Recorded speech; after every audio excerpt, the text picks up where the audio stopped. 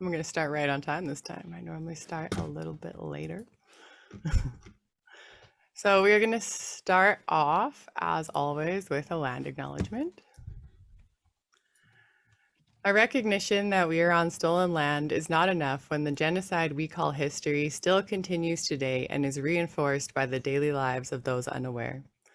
Residential schools only closed their last door in 1997, but the mentality of the residential schools live on. White people, imagine living in a place that not only normalizes genocide, but actively covers it up. We don't live here because a peaceful treaty was signed. We live here because white people before us brutally pushed their way in. This includes our current government, RCMP, and church. And we need to acknowledge this and the harmful systems it brought with it before we can even attempt to create reconciliation. It is a privilege to not know that you're living in such a way that makes a genocidal reality seem like regular everyday life.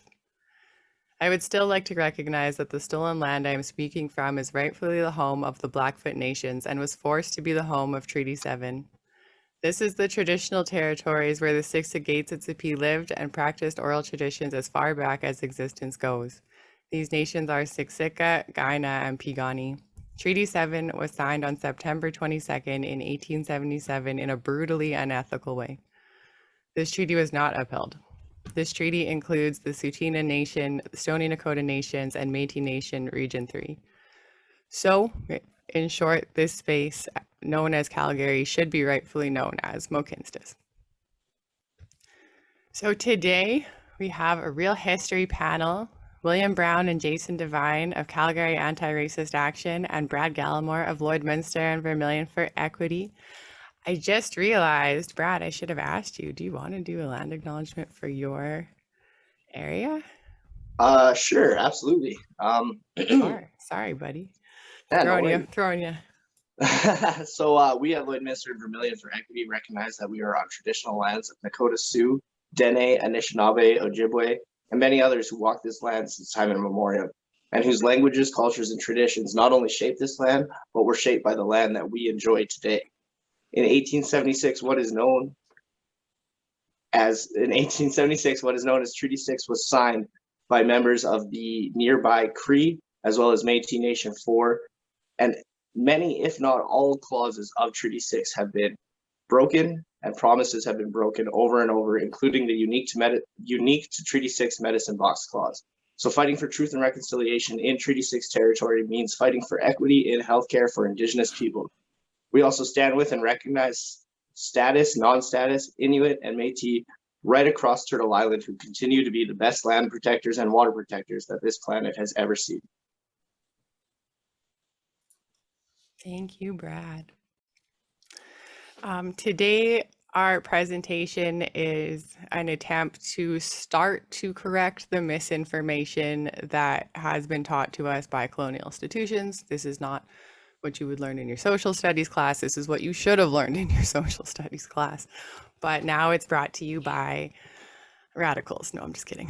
I'm not. We hope that this education provides you a basis of understanding of the realities of the history of not just Turtle Island, but globally what colonization and imperialism truly does.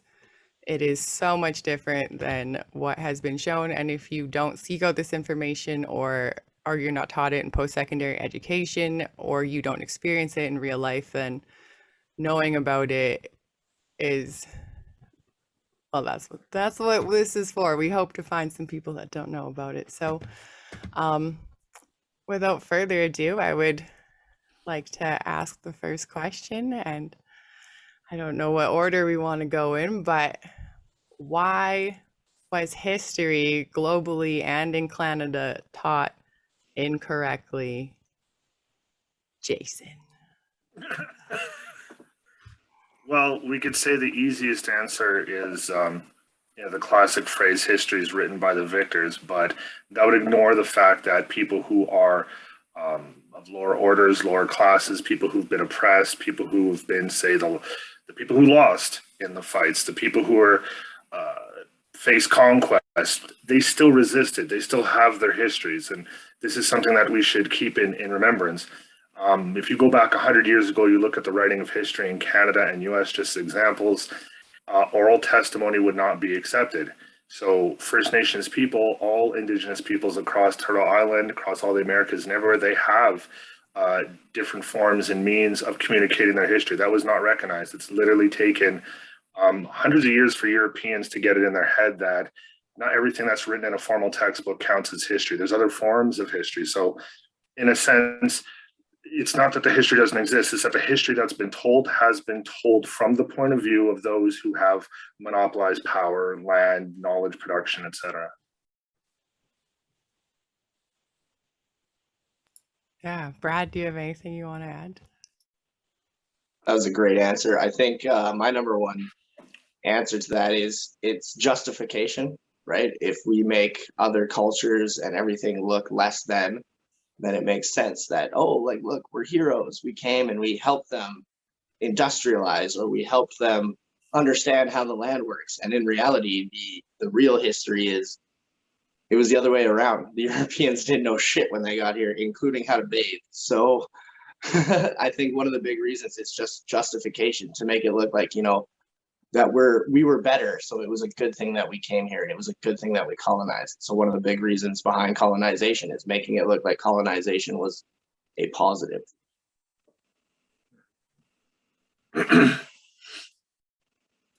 Bill, do you have anything to finish it off? Yeah.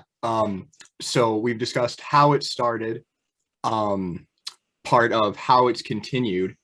But an important question to answer is, you know, why? Like, why is this false historical narrative still maintained so vigorously? And I think, simply put, it's because Canada is a white supremacist settler colony that was founded and sustained on land theft and genocide. And in order to maintain a system like that, one of the things you need to rely on is some sort of cultural historical mythology to both justify and continue getting people to go along with the ongoing genocide on Turtle Island. And then as far as like globally is concerned, there would be more specific answers for why it happens kind of internationally and all connected. But in any given country, you can give, I think, that same basic answer as to why history is taught incorrectly. And it's because all oppressive states rely on that mythology that they create for themselves, all the way back from ancient Rome. So what happened historically to get us here? Whoever wants to jump in. Do we want to just go in that same order again? Do it. Don't make me always be first. Okay, sure, but be first again this time. Okay, we're talking about the Canadian context, right?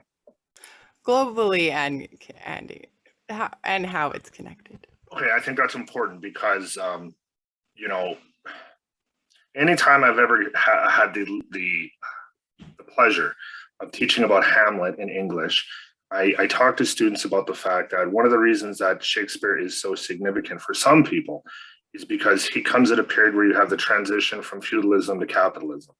And if we want to understand Canadian history, then we have to root that back in the dynastic struggles between French imperialism and English imperialism. This is what the struggle is. But we are here because people with, you know, power, competition, struggle, it's a land grab. They're looking for land. But we're here not just because Europeans came and had imperialism. We're also here because, again, and this can't be stressed enough, First Nations people resisted. But it didn't start off that way, of course. I mean, treaties were signed. There was an understanding that there'd be agreements. So we're here because of a constant struggle and a constant process. I would put it in those broadest terms. This has to be seen as a historical, ongoing process. As my old professor used to say, everything is contested. You can't take anything as static. Definitions are contested, land is contested, definitions and identities are contested.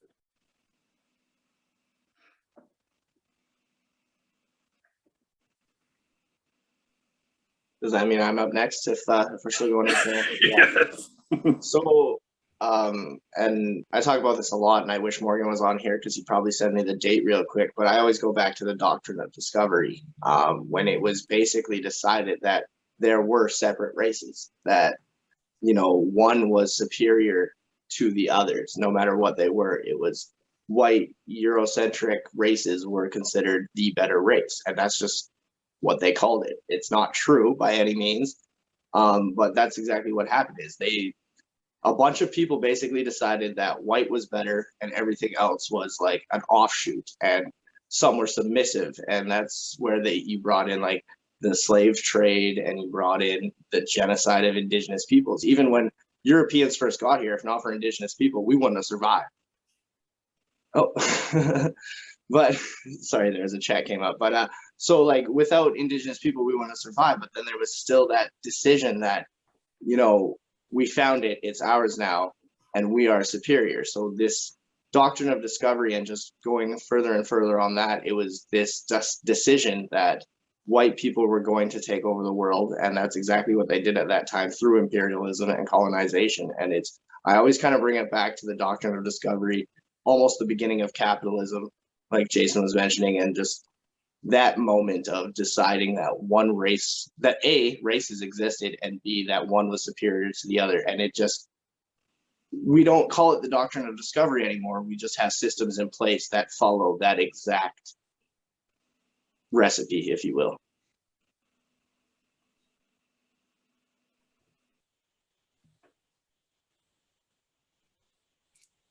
And then, so with regards to everything that's happened historically to bring us to this point, I think it is actually appropriate to bring up, you know, what does Marx say? That all hitherto history of human society is the history of class struggle. Although Marx and Engels were important to note afterwards that they were referring to written history. But so it's important to view colonialism as an economic project. Is it also a project that exists culturally and in the superstructure, although the cultural aspects of colonialism are still very material? We do have to view colonialism as an economic process. And I think that has been the main driving force for colonialism, while white supremacy has been used as the justification and sometimes the fuel for that economic expansion. It was always that economic expansion that was most important. When we say that Canada is a settler colony that was founded on land theft and genocide, it is very important to emphasize that land theft. That is the main point. The source of all wealth is nature transformed through labor.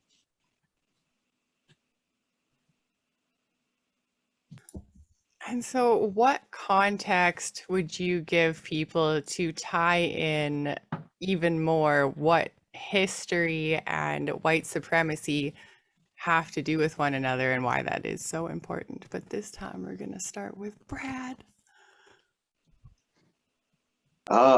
Can you just repeat that real quick so I can get my thoughts in place? Yeah, sorry, I just threw it at you.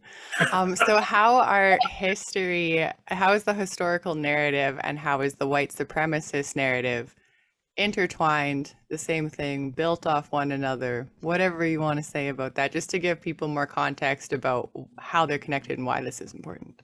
Yeah, so I mean, going back even more than just 100 years ago, history was written by rich white people. That's who wrote it. That's who put it down in books. That's who preserved it.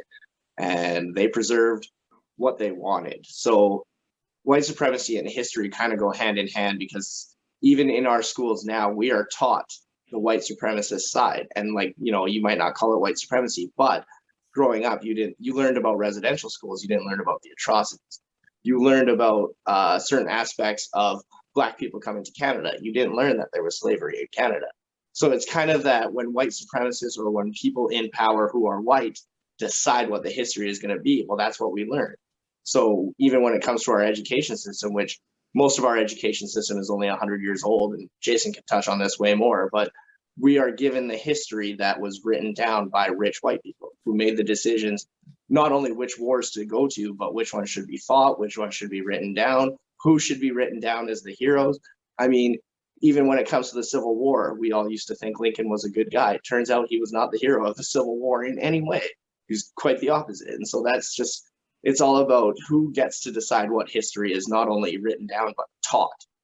You know, you can write down all the history in the world, but you get to pick and choose which one goes into your schools. And so that white supremacy and history just goes hand in hand, and what we learn and what we're taught until we start to look at it from our own point of view. I think that's all I got.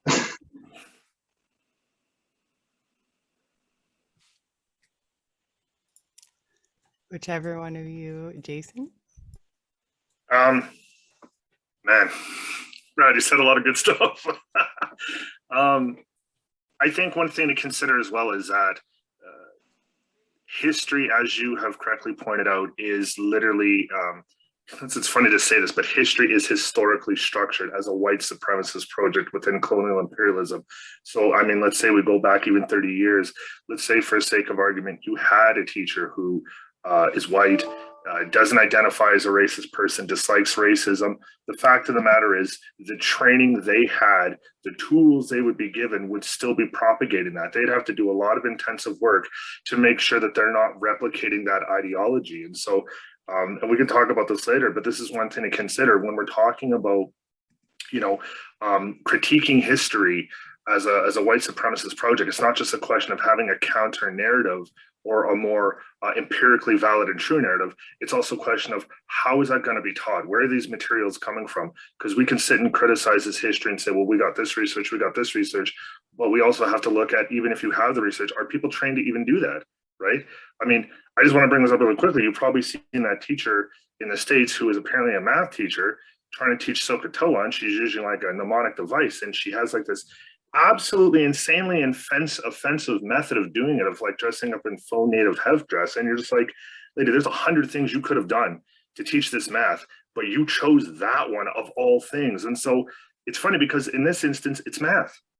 And people tend to think of like math is not historical. It is grounded in the history, but you know what I'm saying? Like white supremacy seeps over everything. It's almost ubiquitous. People have shown that this lady was doing this back in 2012, possibly even further. It sticks out now because it's in the popular consciousness. People are seeing it. So consider going back how ubiquitous it would be. People have to go back and look over their history, their own conceptions. The self-evaluation has to be social, individual for us to get rid of this white supremacy because it's ubiquitous. It's everywhere. Yeah, absolutely. Colonialism and white supremacy are baked into like every fiber of every fabric of our society. And to the question of what is the relationship between Canadian history and white supremacy, I would say it's not so much as a relationship as much as it is the simple fact that they're one and the same thing. From the very beginning, not just of the initial starting point of colonialism, but especially from the beginning of Ottawa's westward expansion across Turtle Island. Even from the beginning, the Canadian government used white supremacist propaganda to drive a wedge between the Métis people, the Indigenous peoples, and the farmers unions that were living out on the prairie at that point, under the, I guess you would say, the governance of not Ottawa but the trading companies. So they used white supremacy to break up the unions between all these individuals leading up to the rebellions of 1885 and so on.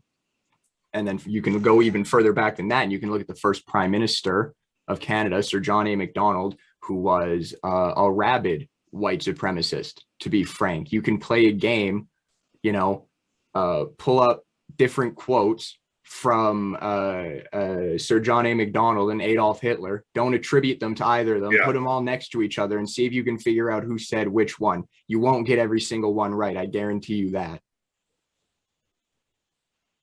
Mm-hmm. So what more context can we give people from the difference of real history and social studies history? And this time we can talk specifically about Canada, and then we can take it to a global context later. But in Canadian social studies, what are the drastic differences? We can start there. Bill.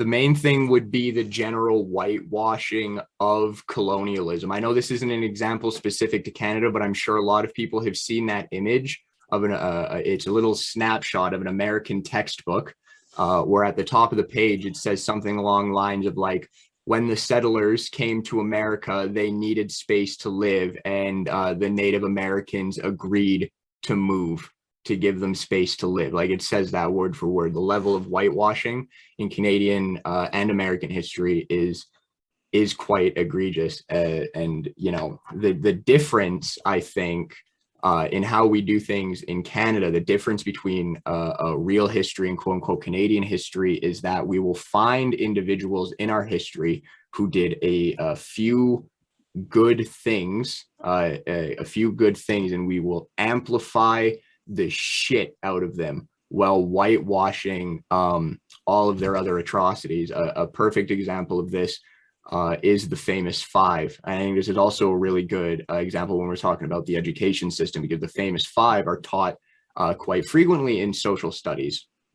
And if you go through the Canadian education system, through social studies here in Canada, learning about the famous five, you will come out of it with an understanding that the Canadian famous five were five white women in Canada who championed women's rights. That's it, that they were Canada's suffragettes, effectively. But the reality of that is, of course, much more bleak. While they did argue for the right for women to vote, the word women there is carrying a lot of weight, because it was only a very specific subset of women, white women married to white property owning men, who they argued should be allowed to vote. And then, as if that wasn't bad enough, personally, the famous five were all individually incredibly racist. This wasn't just a situation of them having a blind spot due to their own privilege, right? Emma Murphy is probably the worst of the bunch and the best example to use. She wrote quite extensively of the purported threat of Chinese immigration. She would write fear-mongering articles on the supposed yellow wave of Chinese women coming across the sea to get all white Canadian men addicted to opium and you know, end the white race. And to this fucking day, we still have the same kind of conspiracy theories going on with the Great Replacement theory and all that. So you can see how the whitewashing of Canadian history in our schools bleeds into our real on the ground politics and our real everyday lives.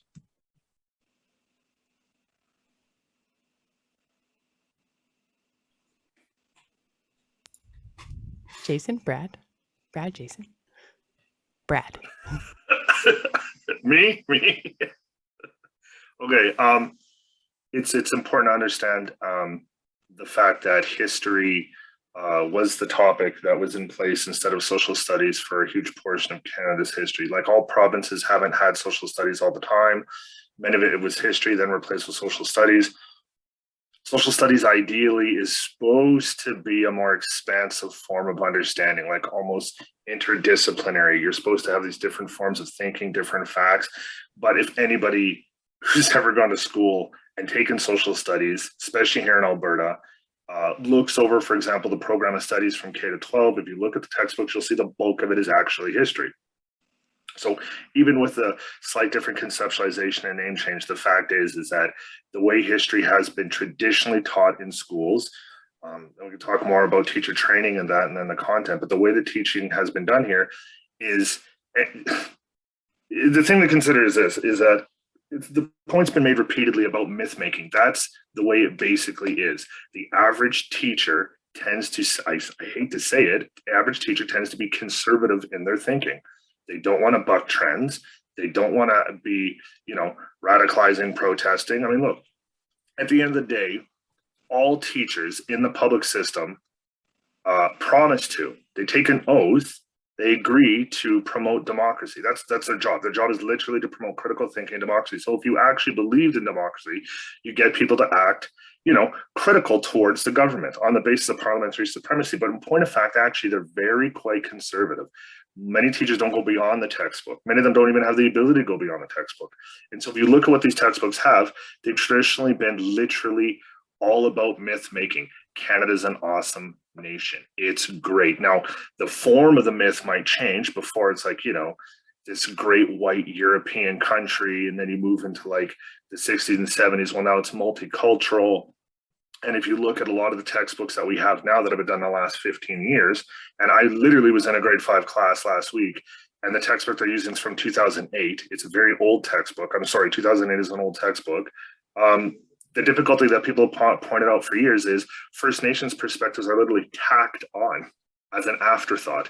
So any progressive changes are usually an afterthought. So I mean, it's deeply flawed, and every attempt at reforming social studies or improving the teaching of history has always, in one point or another, whether it's through teachers' own weaknesses, lack of teacher training, lack of materials, which I can go on and on and on, they always end up subverting any positive reforms and addressing the problems that we have with history. And they end up at the end of the day, reestablishing, reasserting, and basically promoting white supremacy, even in a ubiquitous sense, in promoting the Canadian state, the greatness of the Canadian state, and the Canadian state project. Like, you're going to be hard pressed to find a single textbook that would ever say, oh, some people think Canada Day sucks. Some people think that's problematic. And the fact is, right now, every single textbook in Alberta that's being used in social studies, all of them are wrong. They're all ahistorical and they're unscientific. And I'll tell you that because if you're going to talk about Canadian history and you don't use the word genocide, you're automatically covering up for that genocide. We can do it right now. If you know anybody who's going to elementary, junior high, high school, ask to look at the textbook and please find me the word genocide. You won't find it. So as of right now, people only learn about genocide if they luck out randomly and have a teacher who cares enough to even broach that. And that's a question if they even have those skills. And I think it's important to note that history is not just something that happened in the past. History is something that happens right now. We are, all of us, making it right now, today, with our own hands, some bloodier than others. But the fact of the matter is, education is power.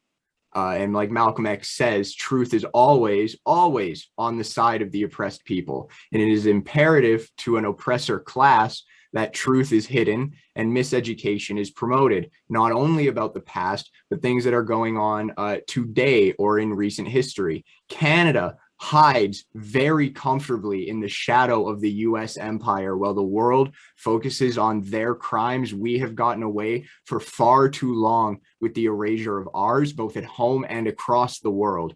People will go on endlessly, rightfully so, about the US invasion of Iraq, but I can count on one hand the amount of times I've heard people talk about the fact that as much as we like to claim that we were so high and mighty for not getting involved in that war, we still at least let their bomber jets refuel in our country, on our territory, while they were on their way across the seas to Iraq. Okay, that blood is on our hands. As a part of NATO, we are part and parcel to every single crime against humanity the United States has committed in recent memory. Every single one, from Yugoslavia to Somalia. Every single one. So it is important not just to recognize the reality of history that has already been lived, but the reality of the history that we are making. Don't let people stop asking why the Trudeau government is still going through with selling $54 million worth of tanks to Saudi Arabia, who is currently carrying out the most heinous civil rights atrocity in our lifetimes, the genocide in Yemen. You know, what of Canada's relationship to Israel and the genocide they are committing against the Palestinian people, and so on?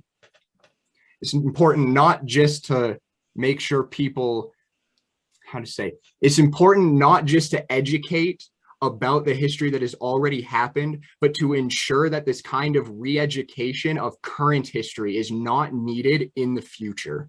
Mm-hmm. Mm-hmm. Yeah, I don't know how I'm supposed to follow that, but so I'll just for how history is taught differently, I'll touch on something Morgan brought up in one of the comments, was the fur trade. The fur trade was not beneficial to anybody who wasn't white. It started off as there was middlemen, they got erased out, and then the fur trade actually led to the alcohol trade. What people don't know, and I recommend reading Clearing the Plains, is that fur companies literally set out to get indigenous people addicted to alcohol. So even when it comes to the stereotypes of today and things like that, this was a plan. This was systematically planned and systemically carried out. So the fur trade led to the alcohol trade, the erasure of the middleman. And when we talk about people exploring to the West and discovering parts of Canada, it was literally companies. This entire country was found by, discovered, and created by companies. This is literally a capitalist wet dream when we talk about being better than the US, and we're not even close. And the one big thing I love to talk about, and I shouldn't say love to talk about, that I like to talk about when it comes to different histories, is the Underground Railroad. Everybody thinks Canada was, like slaves, enslaved people came here and we gave them freedom and everything was better. Not even freaking close. Not even close. So literally during the War of 1812, this is literally 50 years prior to even the Underground Railroad. Of course, there was still Underground Railroad stuff happening. But even in the War of 1812, enslaved people, or any Black person who fought for the British for promised land in Canada, they were called the Freedom Fighters, which we can talk about some irony when it comes to people who call themselves that these days. But they were given land, but they were screwed out of it. They were completely screwed over on everything. And then when you had the Underground Railroad, you learned about Harriet Tubman, the old lady who helped some people across the border. She was an assassin. She was a gun-toting, alcohol smuggling, did whatever she could to get people across the border into what was supposed to be better Canada. But this is literally right before a Canadian Confederation, and some guy named Donald MacDonald was not good to Black people when he did Confederation. So you literally have everybody thinks that you came to Canada and you were free and everything was better, and it was quite the opposite. So even after slavery was over, after Juneteenth in America, they accidentally put that there would be free land in Canada in Black newspapers. But because they put it in newspapers that specifically went to Black communities and they didn't want to, they said, don't worry about it. They don't know how to read. And then you had what's known as the Great Migration, because a bunch of Black people can read and came up into what's now Western Canada. And this is all just during the 1800s. And they come up into Canada and they think life's going to be better. A, it sucks living in Alberta. Right? So the weather sucks. But B, they were literally destroying entire civilizations of Black people. And this goes right up to the 1900s. So we have this idea in our heads that anybody who was enslaved came to Canada and their life was better. In a lot of cases, it was much worse. The racism here was worse. And even right before Confederation, if you came into Southern Canada, what was then Southern Ontario, you thought you were free, or it was actually called Southern Canada, but it's Southern Ontario now. But you thought you were free. There was still slavery in parts of New Quebec at that time. So we have this image that we're taught that if you came to Canada, you were free and this was the better country. And we had all these things, but quite the opposite. We destroyed entire Black communities. We still enslaved people. And we were actually after the Americans when it came to actually properly ending slavery in this country.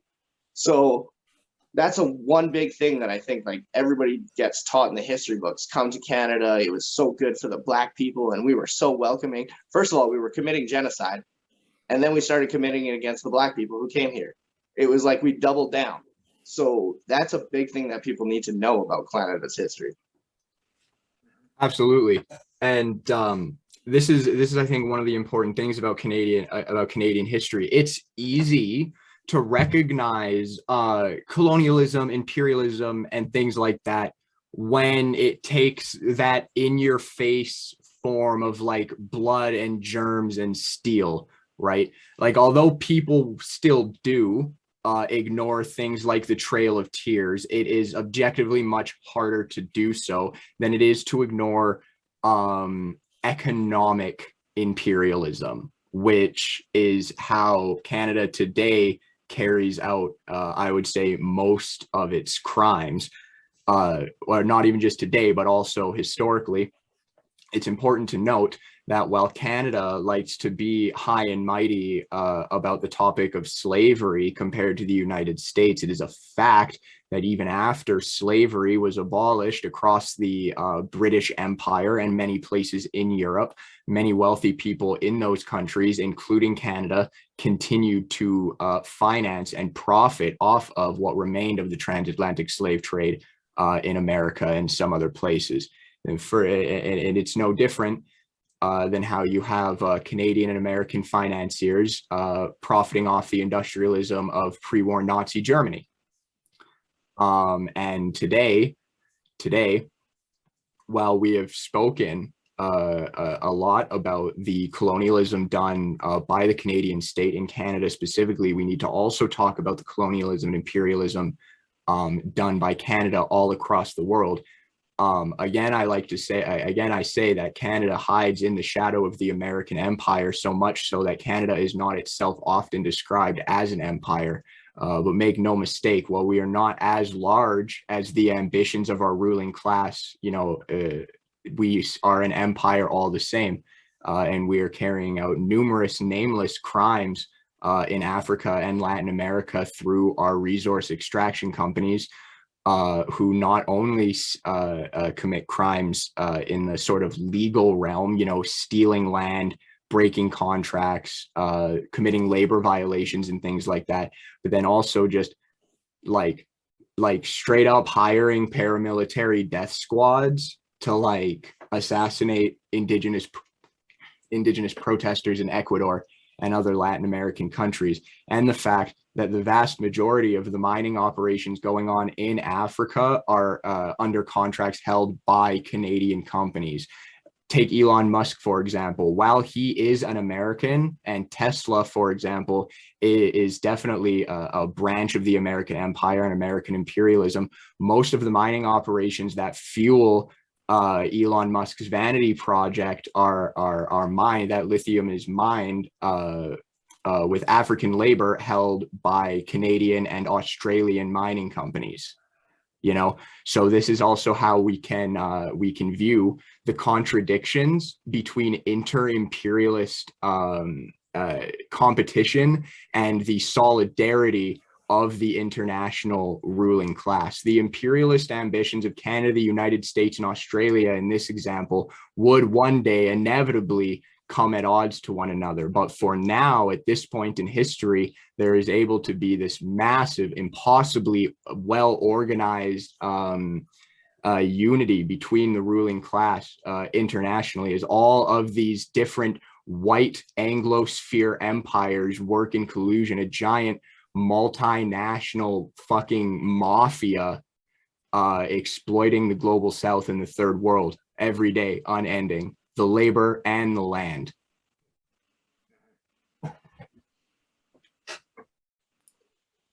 Morgan just mentioned Goldcorp is a fantastic example of just Canadian-run corporations that are destroying this planet and committing genocide in other parts of this planet right now. Like, we're committing genocide here, and this wasn't enough, so they're doing it in other countries too.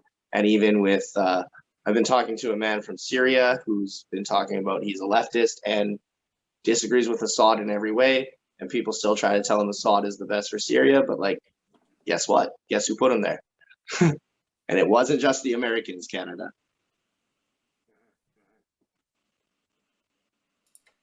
This leads into the next part pretty well. So, imperialism, colonization, what are the current effects of that because of the historical bullshit that, again, was not taught to us and was, we are not aware of it, but it's happening. Let's start globally and then let's bring it back locally. I'm going to throw this one at Jason, if you please. Okay. I want to point out first and foremost that two important thinkers that I think should be constantly returned back to. The one is Che Guevara and the other is Frantz Fanon, because both of them were theorists of neo-colonialism.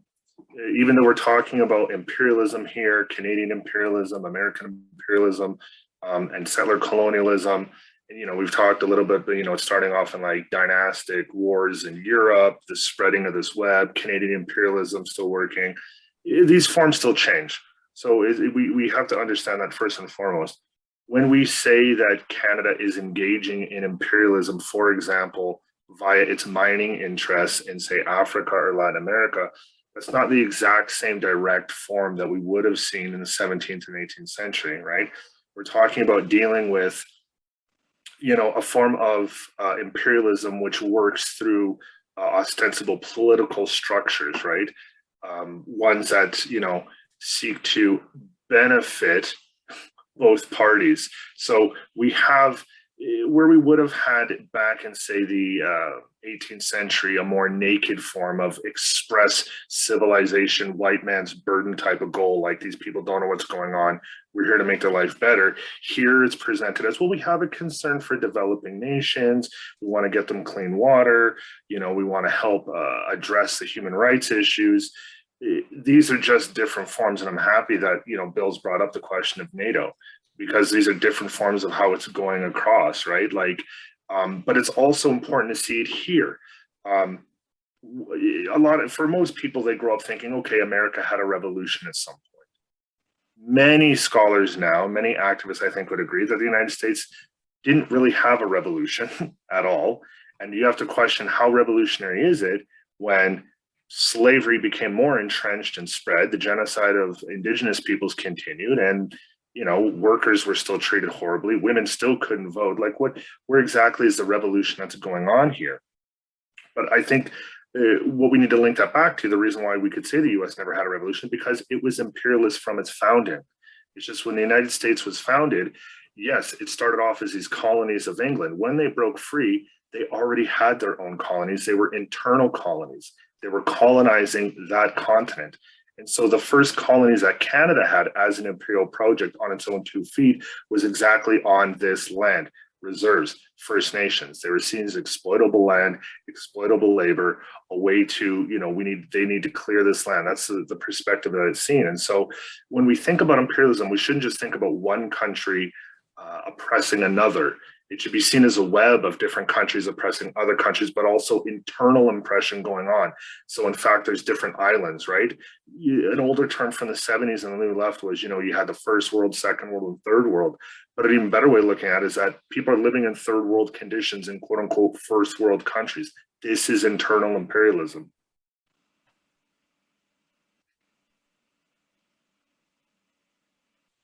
Yeah. Ooh. Bill, because Brad's pointing at you. Sure. So if we want to talk about the global consequences of this kind of miseducation, this historical revisionism in favor of white supremacy, the white supremacist mythology that exists in Canada and the United States is still very much alive today and still very much driving current domestic and foreign policy. Not only is it driving domestic and foreign policy, it will be used to justify future imperialist actions. For the entirety of my life, and actually I think the entirety of the lives of every person in this call, the United States has been the dominant economic power on this planet. They have been de facto the largest empire. And as far as global superpowers are concerned, because I don't want to get into the topic of whether or not the Soviet Union was an empire right now, if we're discussing global powers, once the Soviet Union no longer existed and there was no longer that one other major superpower to keep the United States in check, right? They just went rampant. They ran, hog wild across the globe.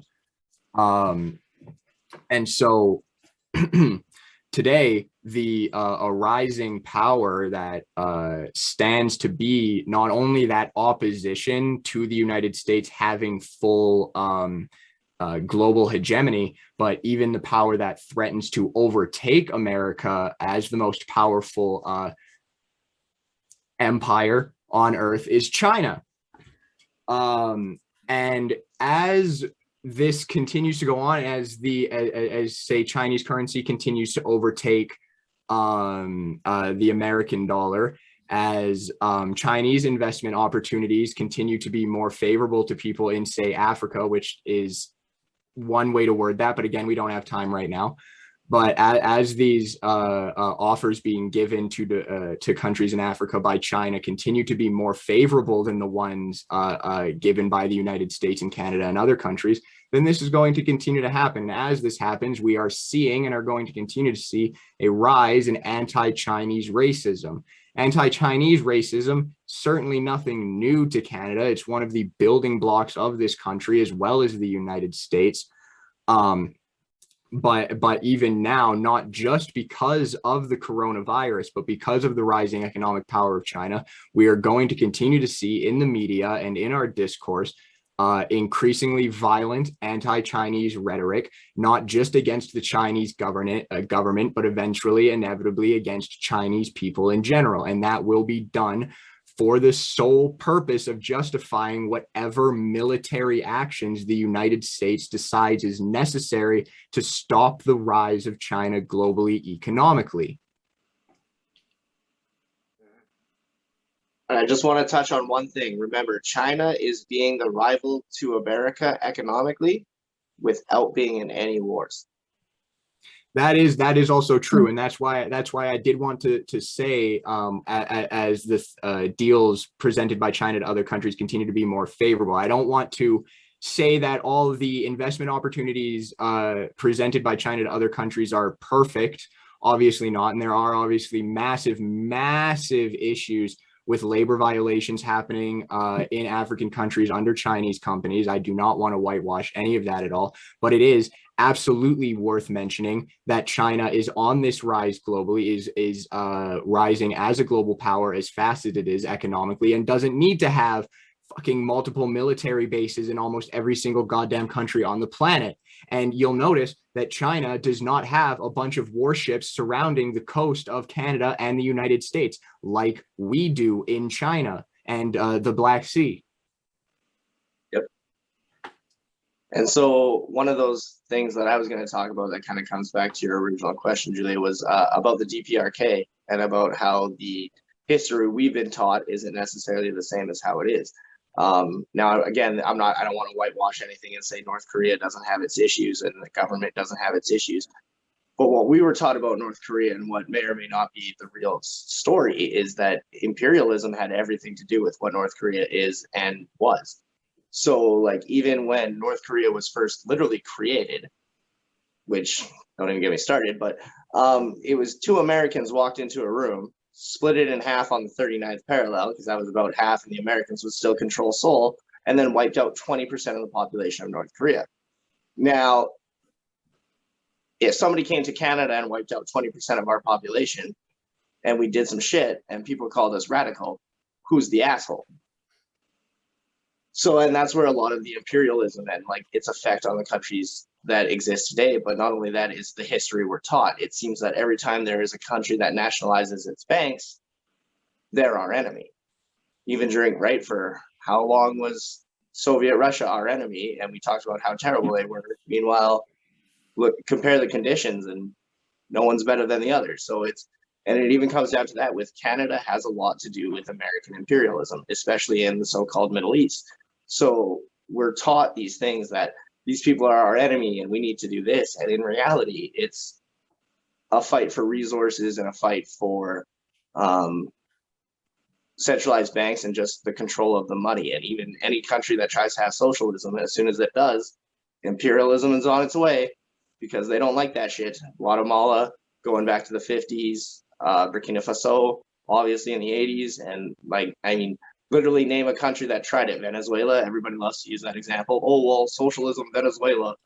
Look at the imperialism. They literally stole oil tankers to sell to Iran.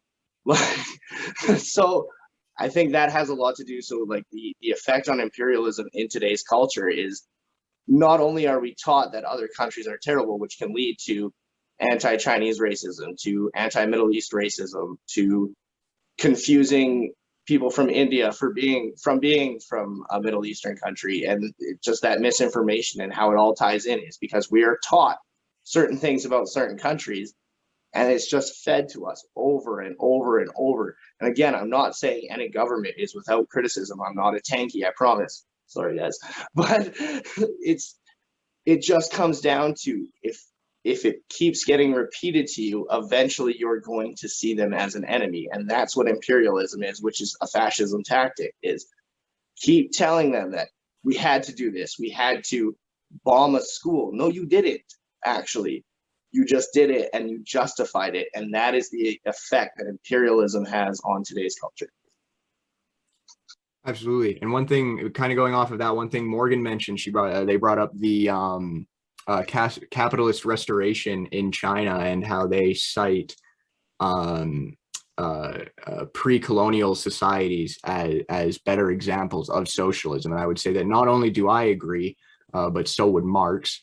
Marx referred to many indigenous societies as primitive communism for a reason. Now, many people might raise an eyebrow at his use of the word primitive, and fair, I understand, but he was only using the word to refer to the societies as being pre-industrial, even if I wouldn't use that word today, obviously.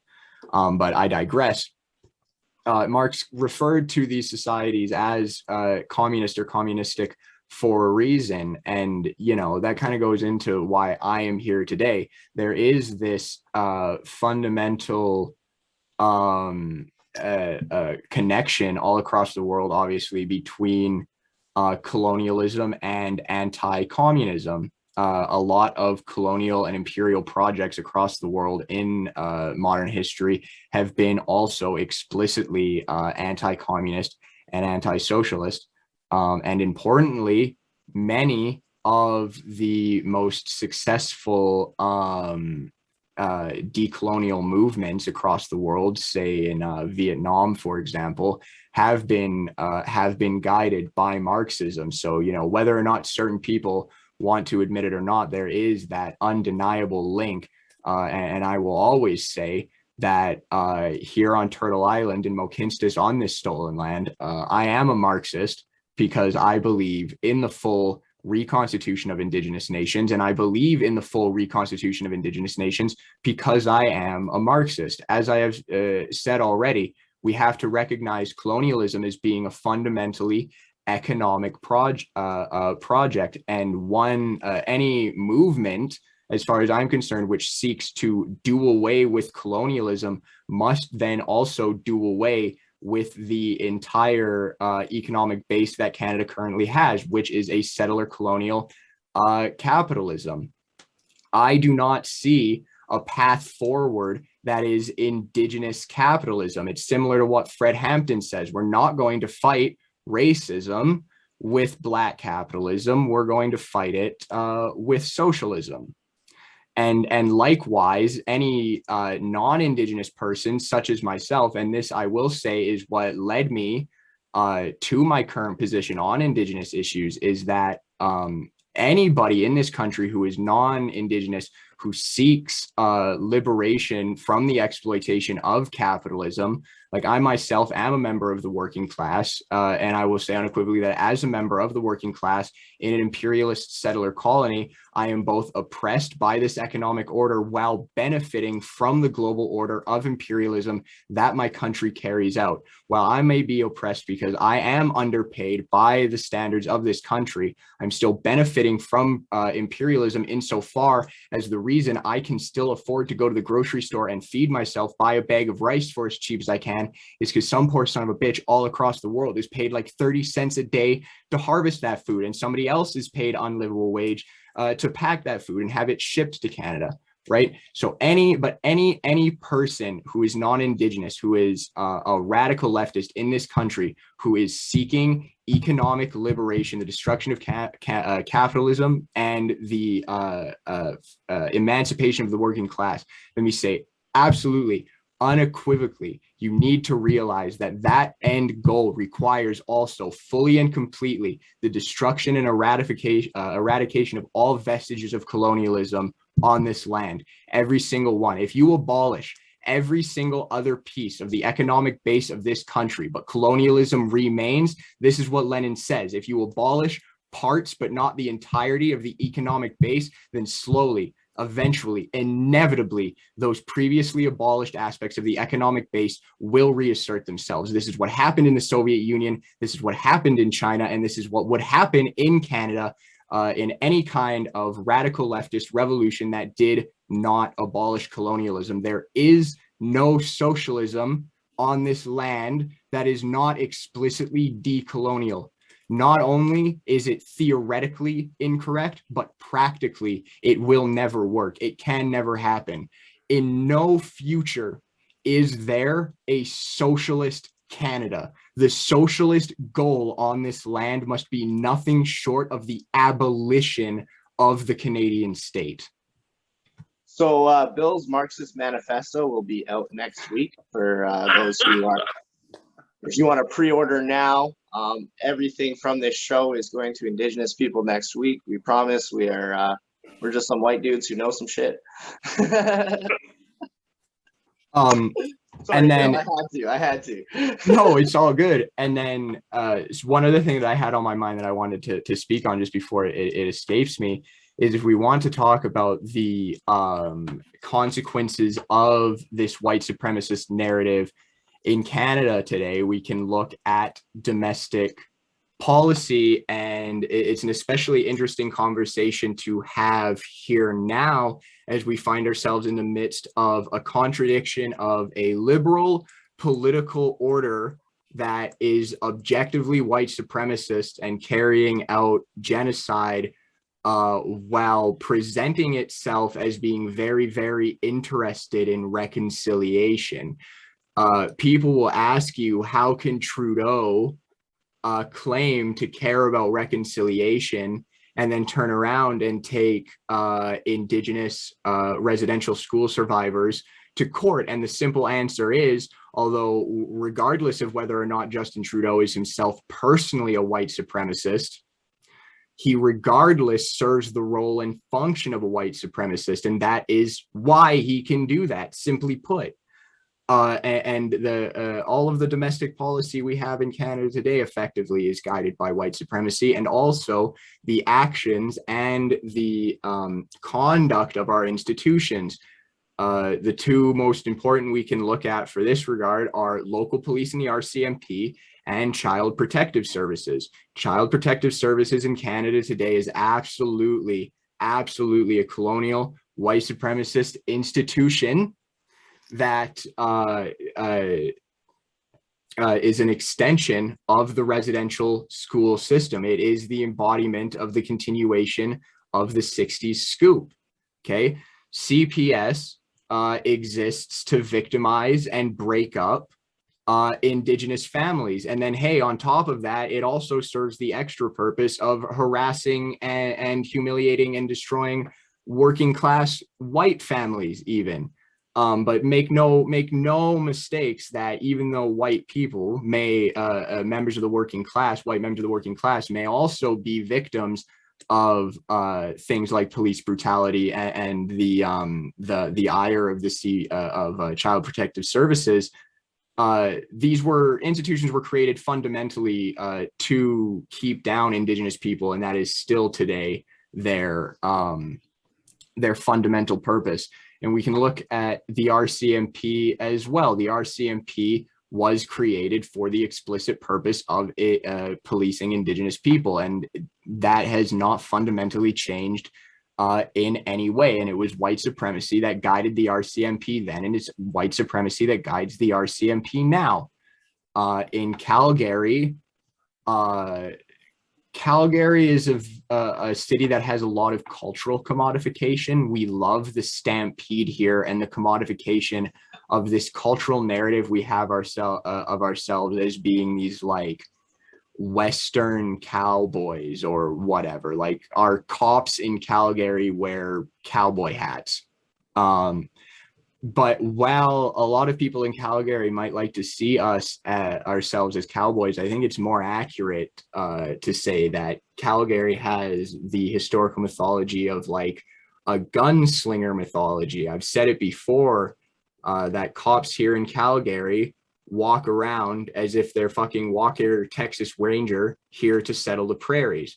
But the thing is that is what they are here for in some sort of weird twisted way. It's not odd at all to see when police act in this explicit way where it's so obvious that they are these colonial agents, because that is exactly what they are. They were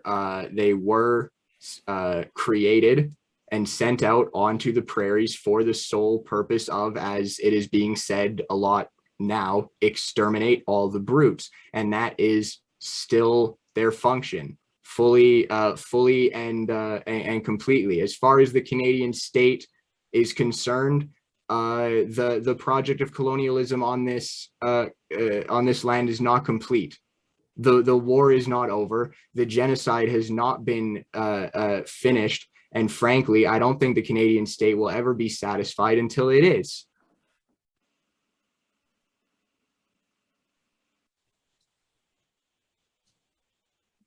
Is that it? I know you got more.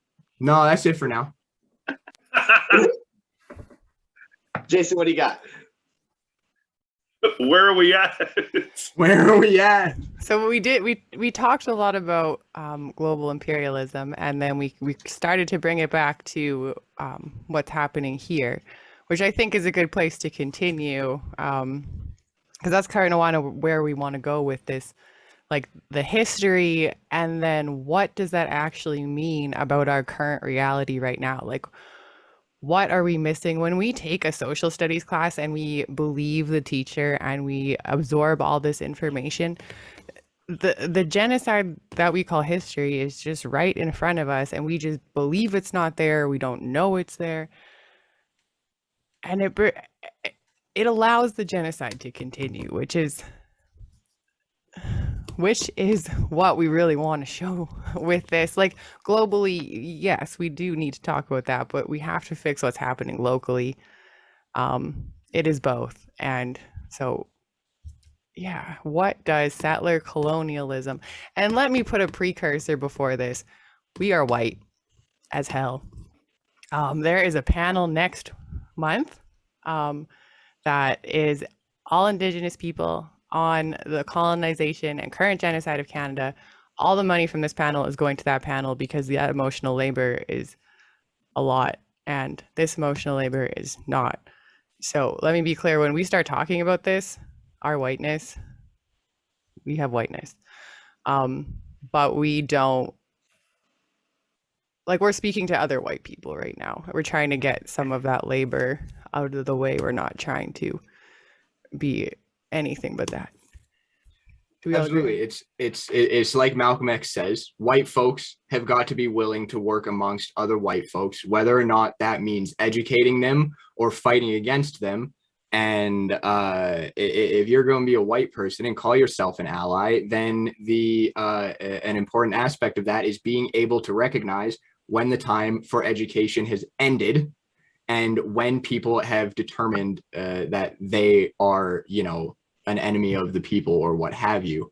And that's just what we're trying to do today is that aspect of education, because it's important. And there's a lot of really basic, or, not to be rude to anybody who may not know about this stuff, but there is a lot of stuff that we've discussed today that, at least by our standards, is quite basic when we're talking about the real history of Canada. And quite frankly, it shouldn't be it shouldn't be the responsibility of the victims of colonialism to have to explain such basic aspects of the reality of colonialism.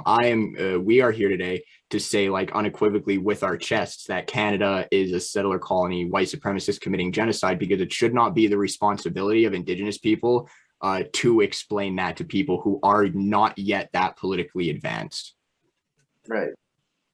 We don't speak for anybody. We just want to say that, these things are happening, and this is for the white people on the fence, if you will, right? This is an educational, no judgment, no, if this is where you are on your journey, sweet, keep coming left. It is important to meet the people where they are, but if where the people are is colonialism, or if where some people are is colonialism, and they refuse to move from that spot, then, that's that. But you know, all four of us are here, and to some extent that is a testament to the fact that this education can work and can be successful.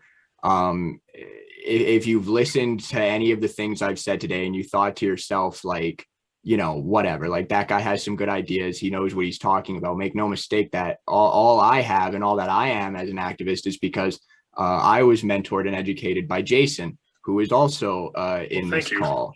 Yeah, absolutely. Who is also in this call.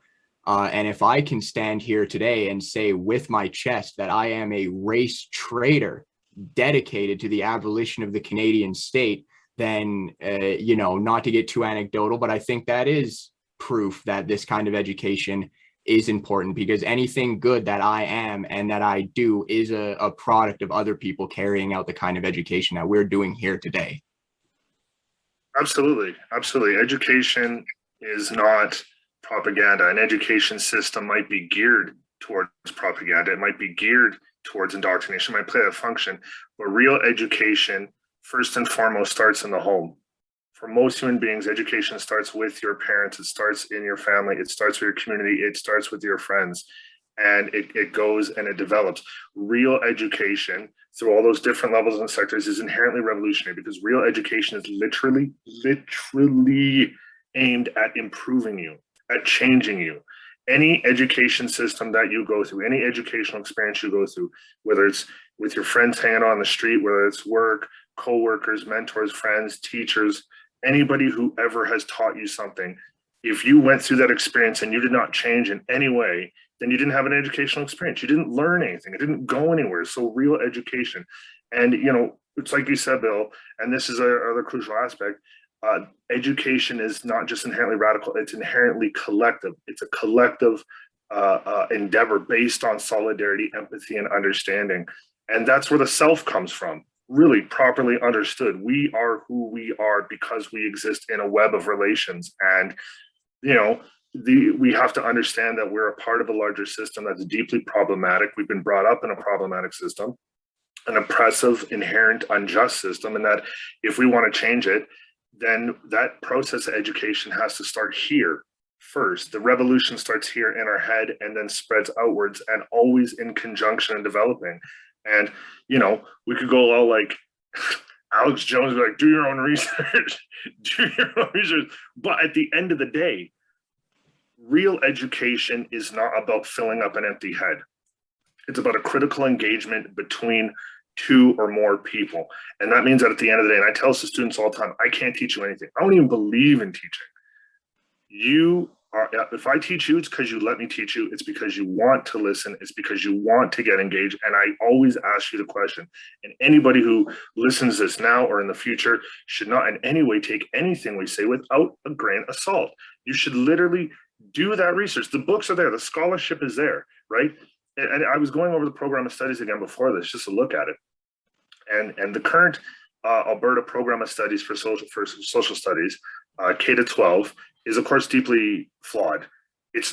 I'm going to say this, it's not as bad as what's coming down the pipeline from the UCP, but it's still bad. But what's interesting in it is that if you go in it, it talks about the need to communicate the experiences, the understandings of First Nations people. And then it says to do this, you need to have the engagement of elders. Look, I'm gonna tell you straight up, that's not happening in classrooms anywhere, really, at all. So a lot of what's in the program of studies, there's positive stuff that we have right now, but it's a dead letter. It's an ideal, it's not being reached. And so, you know, we have to have that critical spirit in education. And so, yeah, the research is out there. The books are there. If someone is like, oh, some of this is high theory or this is deep education, I'm not a university, you don't need it. You literally don't need it. So much is open access. It's out there. It's just a question of reaching out and looking. Absolutely. And on top of that, I think it's a very important, if this isn't too off topic, I think that's an important point at which to note that, again, in the words of Marx, an ounce of praxis is worth all theory. Okay. This educational work that we are doing right now and the educational work that ARA has been doing, while important, pales in comparison to the work we actually do on the ground. You can know everything, and that is useless if you do not put it into practice. In the words of my namesake, John Brown, these gentlemen are all talk, and what we need is action. Again, going back to Marx, I'm just going to throw out some fun quotes here. Material force can only be overthrown through material force, and ultimately, the weapon of criticism can never overtake criticism of the weapon. And theory's material force when it's gripped by the masses. Exactly. So, and now I'm going to throw out my favorite quote: "Praxis makes permanent." Nice. Exactly. Good. That's it. You know, like power concedes nothing without a demand. We're just flexing with quotes now. This is kind of weird, but power concedes nothing without a demand, and that is also part of why this education is important. You know, on a basic level, we're not going to be able to carry out a struggle if we do not know exactly what it is that we're struggling for, and if we do not have coherent demands. My demand, I think, is quite coherent, as I've stated it multiple times. The reconstitution of Indigenous nations, as far as I'm concerned, is a very, very simple demand. And people may ask me what that's going to look like, to which I say it's none of my business what that's going to look like. And that may sound like a cop-out answer, but I really do mean it. I support the full reconstitutions of Indigenous nations across this land, even though I will admit I don't know exactly what this will look like. We can go back and look at, just as an example, we can go back into colonial times, pre-colonial times, and see the traditional territories of various Indigenous nations and how they overlapped. And you might ask me, how will we settle that now? And I don't know, but I don't need to know. Because frankly, as far as I'm concerned, what's important for me is to follow that Indigenous leadership. And they know better than I think I ever could what a post-colonial, truly post-colonial society is going to look like.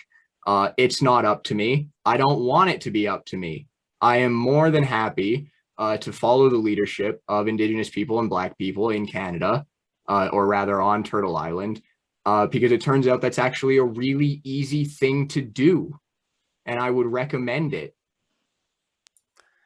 I'm gonna pull it back for a second, just because we only have 17 minutes until question time. Everyone listening, if you have questions, get them ready.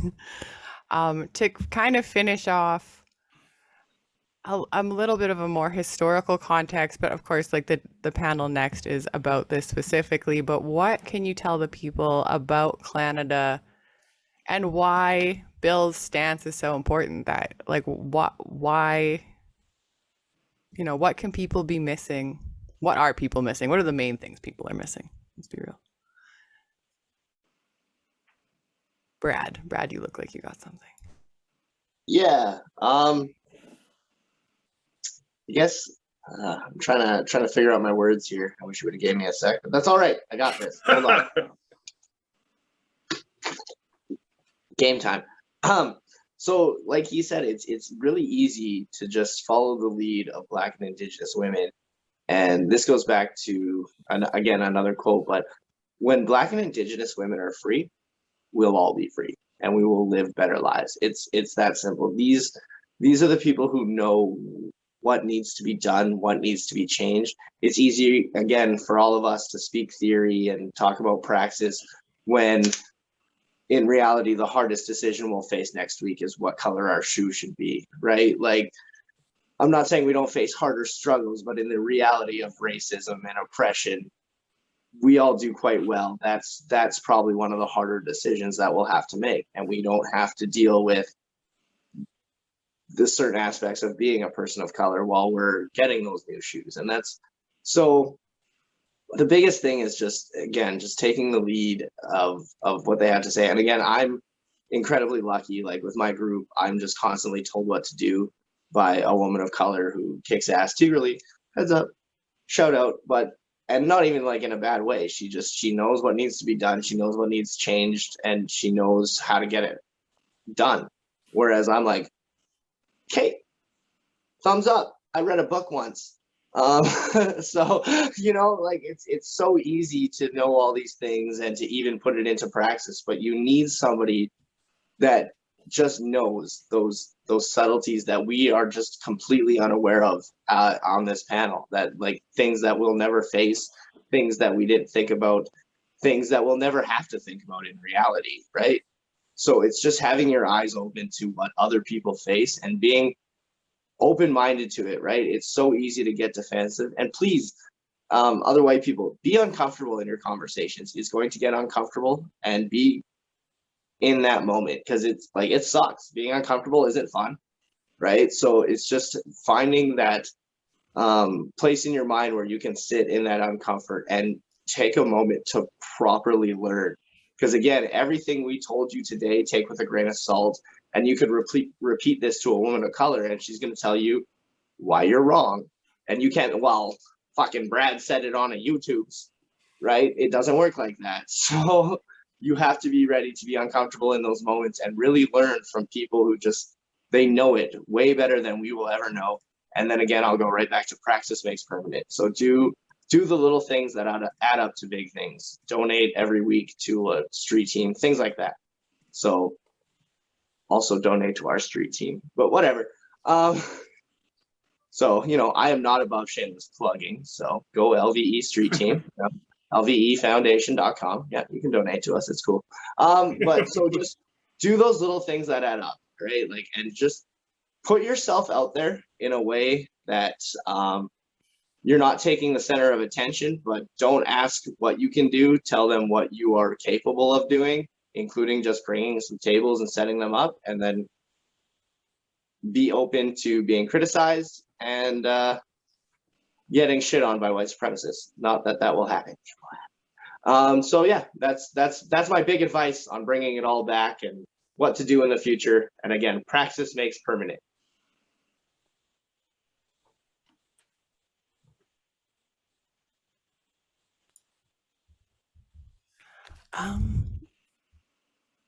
So maybe the last 10 minutes we can give a kind of context to what kind of mindset does our current social studies curriculum, does our current miseducation curriculum create in Canada? And I can start it off just by saying that it creates a safe space for genocide, and that I kind of want to break that down. But being fed misinformation and believing it, why this is so important is because the continued and ongoing genocide that is being, like, there's like a sheet put over it, and that sheet is a social studies textbook.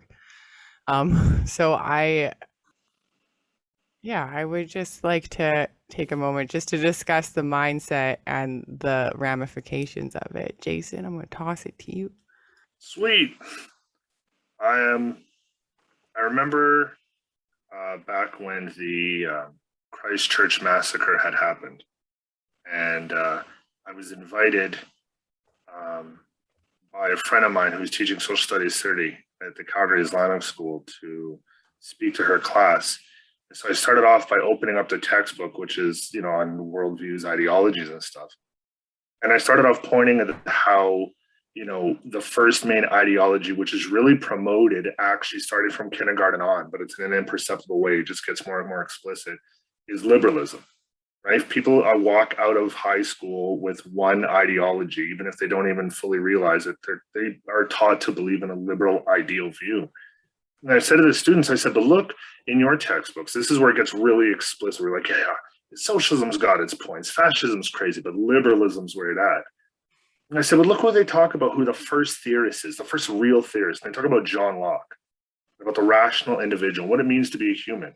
What the textbook doesn't talk about is how John Locke didn't think that Native people in America, this is of course before America, when they're still colonies, but John Locke didn't think that Native people were like rational adults. They weren't equal to white people.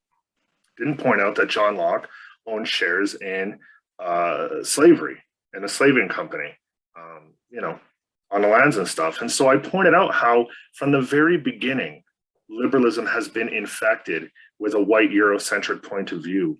The average student, when they go through school, they are given this liberal bourgeois democratic myth that we live in this multicultural society, things aren't perfect, but gosh darn it, we stick together and it's going to work. But what really happens when they get out of it, and this is a deeper issue, is they're really deeply cynical about this system.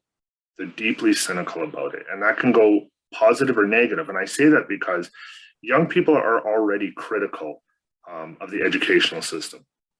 I was teaching social studies grade 9 the other day, and I was criticizing the system. And I said, I hope you guys understand, I'm just giving, some of this is my opinion, some of this is facts. And a student said, well, Mr. Devine, at least you're not a puppet of the government. And I'm like, wow, that's the best thing you can say to a teacher. They're not a puppet of the government. I'm like, that's really nice. But here's the thing to think about. They're already critical of it. Now, if you're a white person and you're critical of the system and you don't like it, well, within a white supremacist system, you can either go to the left or you can go to the right. So we need to have a left critique that shows that, because the system is rotten. I mean, think about it like this. We tell students that you should love democracy. That is the job of teachers, as I said before. You want to be involved in democracy. And even ideally, you'd have an even more expansive idea of democracy. Most teachers, some of them aren't a part of political parties. They don't even really vote, or maybe they don't even really care. But if you go according to the textbook, voting is the essence of democracy in Canada. But as we've all said here, one way or another, the real importance of democracy is this. It's critical discussion, it's protesting, it's organizing. But even if we give that expansive, what are we saying to kids? Love democracy. Oh, by the way, though, you're not allowed to vote. You don't actually have an opinion. You don't actually matter. How am I supposed to get these people to care about a system that doesn't really care about them? And then you layer on the racism, sexism, homophobia, and every other oppression that's in there and ubiquitous. People walk out of it either idealistic liberals believing in the myths of the system, or they're deeply cynical, and that tends to turn off and they don't care. This is one reason why people don't vote. They're not engaged in the system. They're very apathetic and they're very critical. And either that apathy gets harnessed by the left for progressive regeneration, or it can go to the right, and that's the roots of fascism. Because fascism will say the same thing. Yeah, you can't trust the system. They're all crooks. What differentiates the left and the right critique is on the solutions that we provide and on the basis of our organizing. Absolutely. And, you mentioned John Locke and the whitewashing of even the origins of liberalism. And we can definitely see that all across history in our education system. So the first real project of a liberal democracy, as far as I'm concerned, was the French Revolution.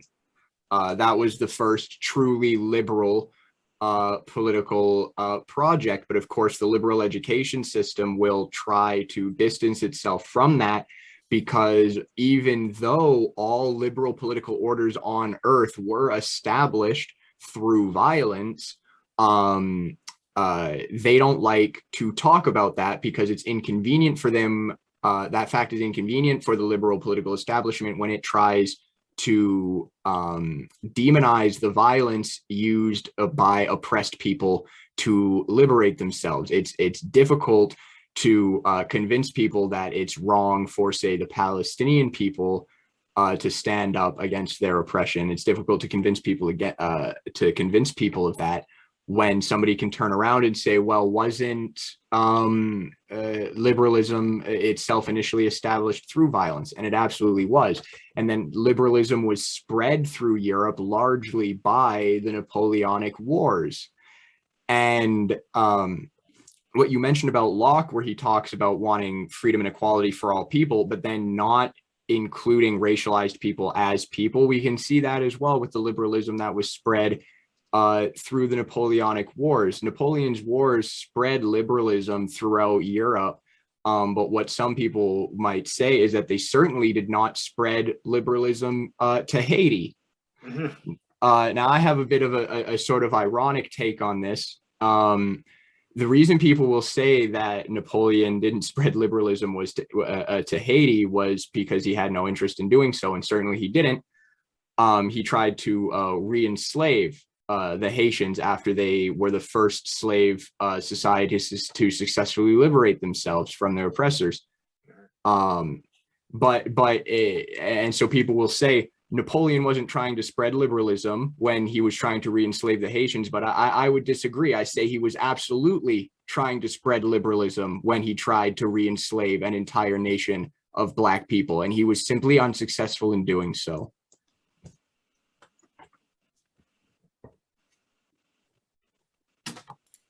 Tossing it for the final word to Brad before we take some questions. Do you want to just like kind of go over your question? I had a point and then I got completely distracted by what Bill had to say there. Yeah, so what kind of mindset is created by the false narrative taught to us by our history? Yeah, so like it's honestly just the mindset of superiority. That's exactly what comes to mind. We are shown a certain type of Black person, we are shown a certain type of Indigenous people, and we get those ideas in our head, and we are just like, we have these biases that are just so far deep in there, and we think, oh great, we're anti-racist, I'm a feminist. No, of course I have misogynistic biases, of course I have racial biases, because they're just in there. And then so that's kind of what the mindset brings. And like Jason said, it goes left or right, right? Do you unlearn it or do you steer into it? Hopefully you unlearn it, but because guess what's easier? Steering into it. I have those biases, so this is how I hire. I have those biases, so this is how I operate my business. And that's just kind of the easier mindset, if you will. It's so much easier to trash someone else when we're all living under capitalism than to just say, oh, maybe they're not the problem. It's right, because we, even if like, unless you're a billionaire, you're not a capitalist. You are somebody living under capitalism. Yeah. So when you have those biases, it's so much easier to just steer into that and say, they're the problem, I'm just a billionaire waiting to happen, and it's foreigners' fault or it's Black people's fault, instead of looking at that, looking at your own biases and realizing, same enemy, bro. So that's the mindset that happens, is it's so much easier to trash someone else than to look at yourself. And if I can just say one more thing, I think it's important, and I suspect that this might be a question some people have, because we've identified the issue here, but what we've yet to entirely talk about is the solution. What is the solution to this miseducated mindset that people in Canada have? And we have laid out that the solution is education, but that's pretty broad. We can get more specific and say it's not just education about, you know, teaching people the real facts, because unfortunately, humans are, how's that quote go, that we're animals that have the capability of rationality, but that does not mean that we are rational creatures. The unfortunate fact of the matter is that straight facts just aren't enough for some people, because people have an emotional connection to things like patriotism. A lot of Canadians have that emotional attachment to the identity of being Canadian, and there are no amount of facts about the residential schools and so on that will convince people to give that up, unfortunately, because this nationalism, this patriotism is one that is purely emotional. It is not one that is based in logic, and you cannot logic people out of it. And it's difficult because I will admit, I hope this doesn't sound inappropriate, but if I can be allowed a moment, I will say that it is difficult to live without a sense of patriotism when you are surrounded by people who are patriots.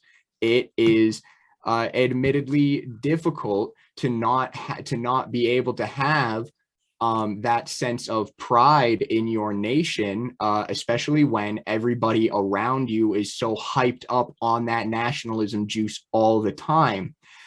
But the way to get people away from this is that you have to give them something better to believe in. You have to provide them with a better cause to fight for, and that That was always, I think, one of the most important teachings of George Jackson. George Jackson was a revolutionary Marxist who was the founder of a black power Marxist prison gang, the Black Guerrilla Family in the United States.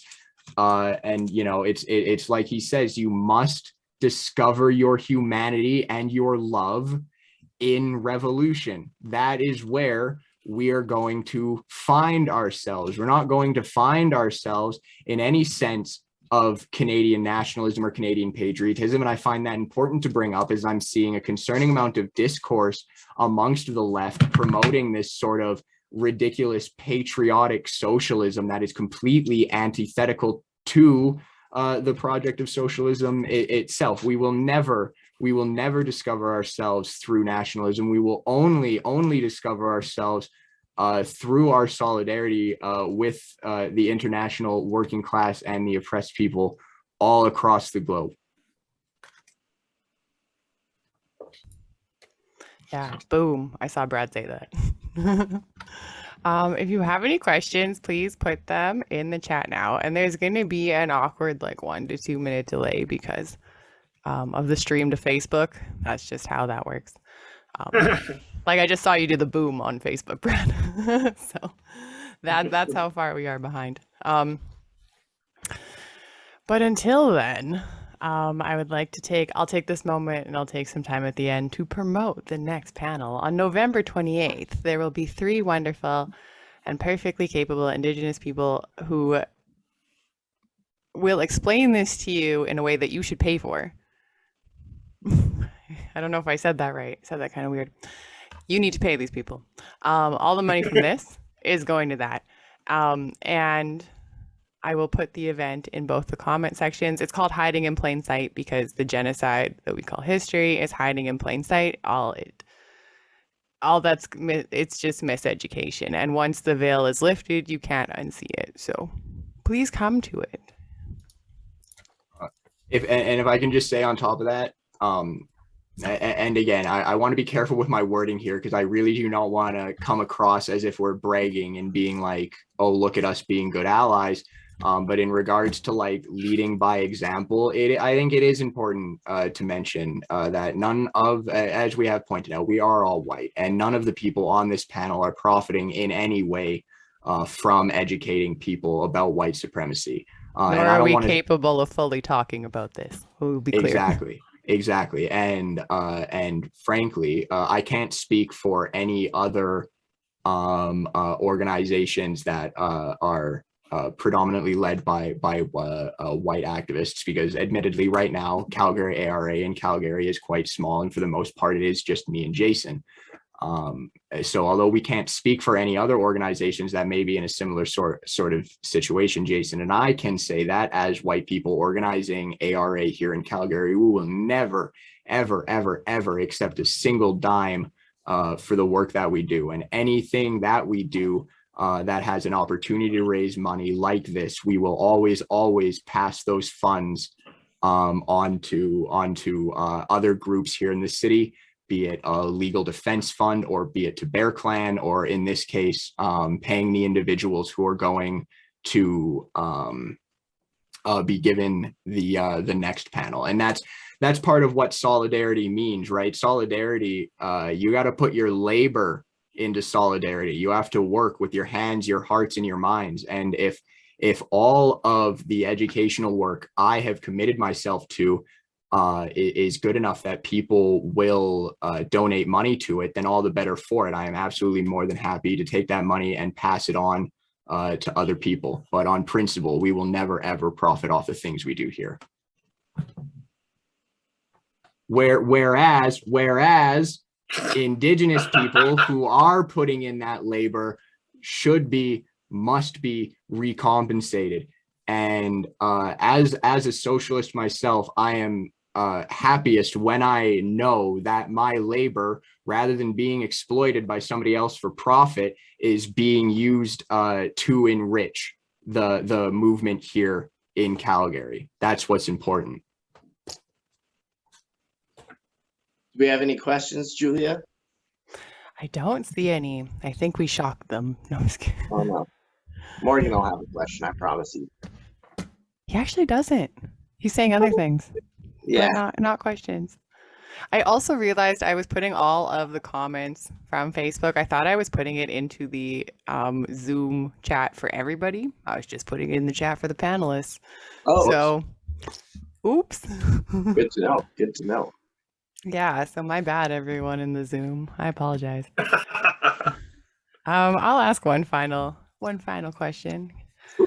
What is the most important thing, if you could just give one thing that you think that a white person unaware of colonization or imperialist history, what is just one thing that you would tell them? And I'm going to start with Bill, Jason, and then Brad. What is the one thing I would tell people who are unaware of the extent of colonialism? Just white people. We don't need to educate White people, of anyone course. else. White people, of course. Sorry, that's what I meant to say. That's what I was thinking in my head. Frankly, I would not tell them to do their own research. And I think that's an important thing to address. I don't like telling people to do their own research, because what that usually means is that somebody will go and do their research on Google, which in theory wouldn't be bad. You know, they're going and looking stuff up and doing their own research. But the problem is that Google's algorithm is specifically coded and designed by a right-wing multi-billion-dollar company, and it has demonstrable biases. So I would not trust telling anybody to do their own, just do your own research on colonialism. What I would say to them is there is a wealth of information online that has already been written and put online by Indigenous people, and that you should specifically go and seek out that. Don't go looking for books like White Fragility written by white people. Go and look for books like Prison of Grass, Canada, A Native Point of View by Howard Adams, a revolutionary Métis man born here on Turtle Island, who was radicalized by Malcolm X and wanted to bring Malcolm X's teachings back to Northern Turtle Island for the Indigenous people here. That's what I would say. Go explicitly seek out Indigenous voices. And when I say that, I'm not meaning go find Indigenous people and ask them to educate you. I am saying there are Indigenous people who have already done that work and put it online. Go find it. Yeah, so Morgan's asking, do you think I should be completely honest, or is it wise to tone it down with what I have learned and let some people catch up before I really hit them with it? I think that that's always situational. Depends on what you know. Like to your question, I was going to say, like, what type of white person am I talking to? Is this someone who's a white supremacist? Is this someone who's unconsciously racist? Like they don't identify as a racist, but they have racist views? Is this someone, because it really depends, honestly. Like if this is some dude in the street, probably don't talk to that person. Like it depends on how they're doing. If it's a coworker and you have a personal connection, yeah, listen to them, right? Like I think the thing is that it comes down to who it's situational. Do you have a connection? Do you not have a connection?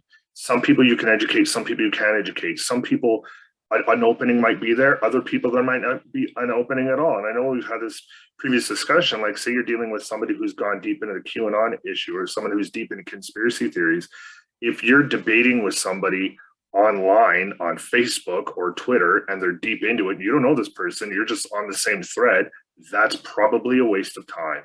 If they're a family member and you have an emotional connect in a history, well, then you can listen to their concerns and issues, validate that which needs validating, negate that which needs negating, and get into hopefully a critical dialogue. So it's the same thing with racism. If you have an uncle or a brother or a sister or whatever, and they're saying racist jokes, then you can be like, yo, this is why this isn't cool. This is why this is bad, and do that. It'd be similar, but it'd be a slightly different conversation with someone that you go to school with or somebody you work with. And sometimes there's an opening with strangers, but usually it's not. And especially if this person's hardwired to it, you know what I mean? Like going back to what Bill has said, white activists need to be guided by what Malcolm said. Racism is a white person's problem because it's white supremacy. It's a system of white power. So yes, we have to do this work of education among people who are white, but you also have to do this critically and intelligently. You can't just run around smashing white people. As a white person, they're just going to think you're crazy. You have to do this intelligently because the goal is education. The goal is to change, and education's premise idea, people can get better. And I, for one, don't believe in educating Nazis.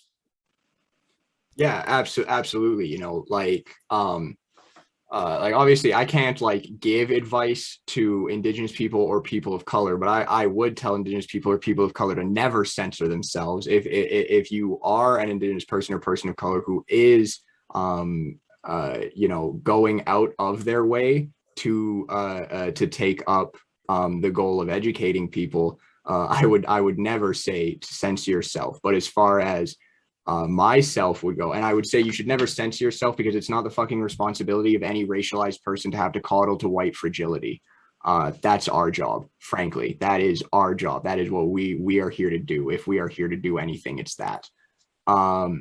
And so I would say for me, when it is somebody who's open to learning, I do censor myself, obviously, to certain degrees. You do need to be intelligent about this. For this presentation, when I first started speaking, I came right out of the gates. Canada is a white supremacist settler colony, but that's because this is the context of this panel. And if I started every conversation with somebody like that, I would never get anywhere with a lot of people, because unfortunately, people hear that, and that emotional connection to Canadian patriotism, nationalism that I mentioned before kicks in. And from there on, the opportunity to have any kind of productive conversation has just been killed before you've even gotten in the door.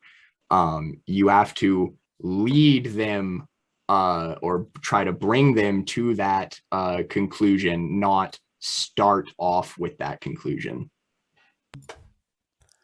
Another good question came in, and I want to throw it to Brad. Is that cool? Ooh. Yes. Is there a moment in your life you can pinpoint that you felt changed your view of the current state, or a moment when you realized colonialism and capitalism was the foundation of harm for society? Wow. You really gonna do them like that? Put them on the spot like that? Valid. Okay, so You're number next. one, Trayvon Martin, 100%. When what happened to Trayvon Martin happened, I was like, kind of like, okay, wait a minute, something's wrong. And then as that George Zimmerman stuff went forward, and he was like literally sold his gun for profit, I was like, hold up. And then the big one, of course, last year, George Floyd. I mean, I was literally outside my house every day for 8 minutes and 46 seconds on one knee. After that happened, I started a BLM rally in rural Alberta, so that was fucking fun. But yeah, I would say 100% that was the biggest moment, because not only did I start to realize I was blind to a lot of stuff, I shouldn't say blind, sorry, I was like not paying attention to a lot of stuff, but also we started to make connections with Indigenous people here, and to see that there was such the intersectionality. And then we had the blanket exercise August 22nd of last year, and that's what it really, really, really hit home for me. Like, going back to the last question, everybody should do a blanket exercise, and they should read a book called Clearing the Plains. I think Clearing the Plains should be read every year from grade 1 to grade 12. Just like it's a dry book, just full of facts and history, and then like maybe switch it up with some Thomas King just to get that like more humorous kind of stuff. But Clearing the Plains should be everything. And after that blanket exercise, I would 100% say that's when I realized like there is a serious problem with supremacy. And even just learning about we did a whole course on like the prison systems here in Alberta and Saskatchewan, because Lloydminster's on the border, and like that all just like August of last year, just like, so I would say that was the moment. Obviously like a little bit before, I was not as radicalized, I guess I should say, as last year, but like leading up to that, I would say 100%. So George Floyd, and then the August of just learning so much Indigenous history from an incredible man here from Onion Lake. So, booyah. Yeah, I'm just going to add to that. I'm not pooping on your parade, but The blanket exercise I learned recently was created by white people. So Yes. So the man that facilitated it even like talks about that before. It was even created by like a Christian Kairos service. He facilitates it in a way that doesn't have as much of that influence. please check your blanket exercise facilitator.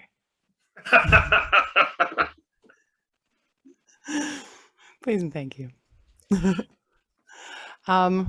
It doesn't look like there's any more questions. So maybe if y'all just want to do a final statement, and then we'll call it a history class.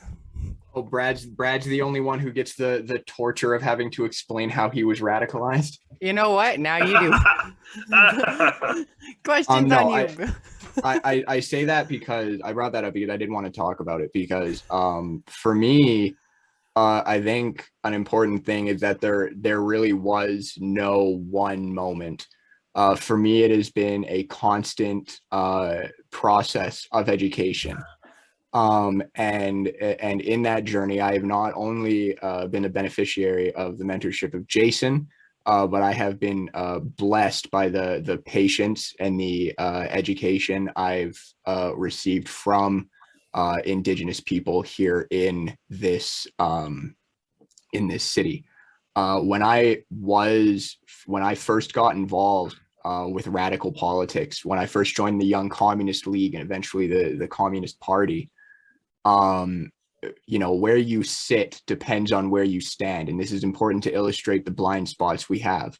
I was not brought into leftist radical politics initially because of the plight of the Indigenous people. I was brought into this struggle because of my own experiences that I had growing up. I grew up to working class parents, a father who hangs sheetrock, and a mother who used to be a roofer, but unfortunately can't work anymore after suffering a workplace incident. That is how I was radicalized first. That experience brought me into that. And then it was from there, my process of working amongst communities as a leftist that educated me towards where I am now, that capitalism and colonialism cannot be separated from one another, that the defeat of one necessitates the defeat of the other. I can point to, I can think of two moments right off the top of my head, two things that have always stuck with me. I remember one time, this was years ago, Jason, you were there.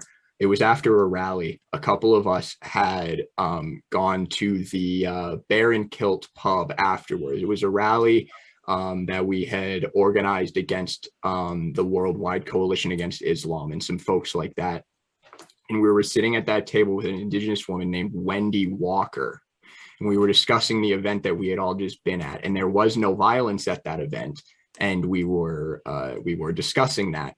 And I made the comment in hindsight, the very foolish comment, especially if you know anything about the Worldwide Coalition Against Islam. I gave the very foolish statement that I was not worried about there being violence at that rally, and that I did not, at no point did I think there was going to be violence at that rally. And I had my hand on the table, and Wendy Walker put her hand over mine, and she looked at me in the eyes, and she said, "Bill, you think that because you're white." Now, thankfully, I instead of reacting to this irrationally, I listened to her. I really started seriously thinking, and then I didn't ask her to explain. I just sat back and I thought about that to myself. What did she really mean by that? Why?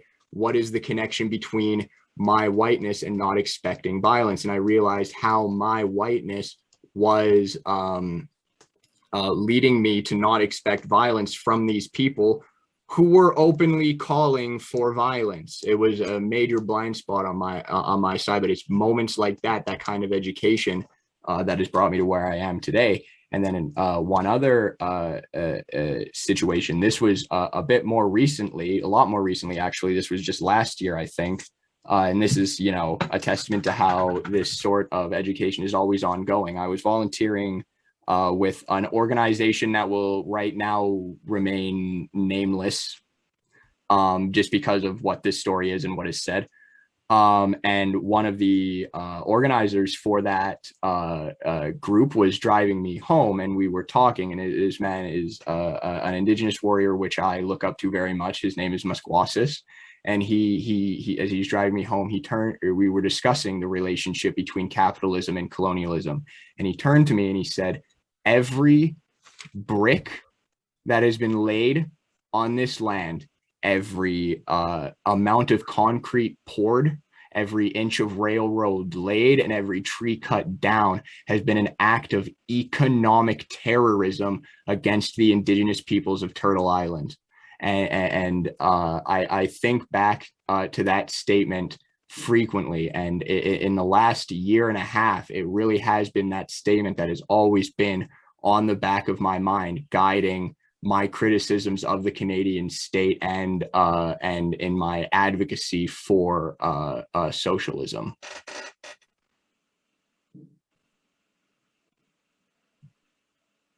And that's the thing. It for a lot of people, it won't be a single come to Jesus moment. It is going to be a slow burn education, and that education is going to be a struggle. But it is a struggle that you must take up, frankly. There's no ifs, ands, or buts about it. It is your responsibility. It is your obligation to be educated. I mean, like if you're a white person in this country, it is your responsibility, your obligation to be educated. Like Mao Zedong says, we must be, how does it go? We must be insatiable in learning and tireless in education. Yeah, I've had to like teach myself that like every moment that I've had that I'm like, oh, I see it now. Like 6 months to a year later, I'm like, oh no, I didn't. Oh, Absolutely, okay. absolutely. Yeah, maybe not. So I just, yeah, learning moments. Jason, is there any final thoughts you want to throw in there? We got 9 minutes. Final thoughts. There's so much to say. So much has been said. This has actually been really quite enjoyable. I'm not gonna lie. I was like, well, geez, comrade, thanks. Glad to know you enjoyed it. No, it was good. No, honestly, because I was like really stressed and full of anxiety. I'm like, who the fuck am I? What the fuck am I gonna say? Like, I don't know. Like, I think like the thing is, we should be self-critical all the time, but not to the point of like self-harming ourselves. You know, not being overly critical and hating, but we should have a humble attitude. Like, we're not special, and you know, I've heard that more than enough. You know, like growing up, when most of your friends are people of color, I've had people be like, "Oh, you're a really nice white person." Well, that's the shame of it. And if that gives me a swelled head, then I'm not a nice white person, and I don't deserve that at all. Like, I'm just doing what I'm supposed to be doing. This is doing what's supposed to be doing. I don't need a thank you for being a human being. You know what I mean? Like, we shouldn't be going out for thank yous. This should be like, I feel good about this. And this is the thing. Like, I'm 41 now. I've been a radical since I was 14. I do this because I think any other life isn't worth living. I study, I Absolutely. work, I try to organize, I try to be the best human being I can be. I fail, I don't know enough, I haven't done enough, but I'm doing this because I think the alternative isn't where I wouldn't want to live. So I think that we should all strive to like be better, do more. And by being better and doing more, I mean like obviously uplifting our species in helping heal this planet collectively, because that's the end game in the end, you know. Whatever form of system we have in the future, and I hope we have a future system which goes beyond the market and slave capital labor relations and commodification, whatever system we have, I believe that we should be working towards that. I don't believe in wealth. I don't believe in power. I don't believe in fame. I believe in uplifting my fellow human being and being the best human being I can be. And at the end of the day, when I die, I hope to God my epitaph says he tried to be a human being, because that's all you can do in this world is try to be a human being. And that means caring, because it's a shame when wolves take care of their own than we do. Like that's the honest to God fact. Like wolves show more solidarity with wolves than human beings at times. And so, you know, we have to be better humans. And for white people, as everyone here has said, that means playing our part in smashing white supremacy and joining humanity, because that's really what it means to be a race trader, is to join humanity. Give up your whiteness, stop thinking white, stop acting white, try to be human, try to learn, try to listen. Treason to whiteness is loyalty to humanity. Right. Absolutely. Nice. All right. We're gonna try to get it all in. This is final thoughts. All right. So, white people, are Awesome. you ready? I'll hold your hand through this. You're racist. That doesn't mean you're yelling racial slurs from your balcony. It just means you have biases that are entrenched in your mind. You need to unlearn as much as you learn. Number two, advocate for whatever you want to and advocate for it properly. Number one, you're going to fuck up. If you fuck up, be accountable and then be accountable to your accountability. If you say, I'm going to do better, and then you do the same shit next week, you're not doing better. You are not accountable. That's okay. Just do better. You're going to fuck up. That's fine. Next, just listen to people around you. Now, again, if you ask an Indigenous person, before you ask them a stupid ass question, ask one, do you have the spoons? Do you have the capacity to answer this question? If the answer is no, move on. Also try, like looking it up, and don't just do Google bias. Look up the research and then look at the citations and then citation your citations. If they have the capacity, make sure it's not a dumbass question. If you're about to ask an Indigenous person what systemic racism is, I'm going to come slap you. It's fine. I don't promote violence. Someone's going to slap you. It'll be me through a screen. Cops won't know shit. Number three, and I probably did this in the wrong order, so we'll just say 1, 3, no, 1, 2. Anyways, what I'm trying to get at is, if you don't make sure somebody has the capacity before you do something, you are already putting yourself in a position. And finally, do the little things. It is okay if you're just a person who sets up tables. It's not about you, white people. I know it's hard to believe, but if you have some tables and you can set up some tables, that is helpful. You shouldn't have to announce you're an ally. People will know you're an ally and they'll see you as an ally. Do what you can and just bring to the table what you have. I think that covers everything. Finally, follow Water Warriors YEG on any platform, Roma Schroeder on Instagram, and me on TikTok. Yes. Heck, one more question came in, so we're going to squeak it in there because we still got 4 minutes, so what the heck. Do you all think white folks in positions of power, for example, the commanding officer of a Canada Air Force squadron or the president of a college, are more likely to be subject to the colonial capitalist indoctrination we suffer, or more so interested in maintaining the status quo? I say they're more interested in both, because they're going to do not only what they have entrenched in their minds, but they're going to listen to what people around them are saying. So they'll probably have an echo chamber, or they'll have people who more than likely are a bunch of other white people talking about the problems of Indigenous peoples, and then being like, oh, well, there's this issue and there's this issue, we shouldn't do this. And then rather than caring about what they should do, they care about what people will think if they do that. Mm-hmm. Does anyone have anything to add? I know where that question came from, and so I have a good answer. Yeah, all I would add to that is, not only are they definitely more interested in maintenance of the status quo, but in fact, further than that, they're interested in the expansion of this white supremacist hegemony. Like we can be completely unequivocal. If you are in a position of that much power in this society, it does not even matter what their own personal opinions may be. As I mentioned earlier, it does not matter, frankly, whether or not Trudeau is personally a white supremacist, although I do, of course, have my own opinions on that. He is. But when it actually doesn't matter whether or not he is, because he regardless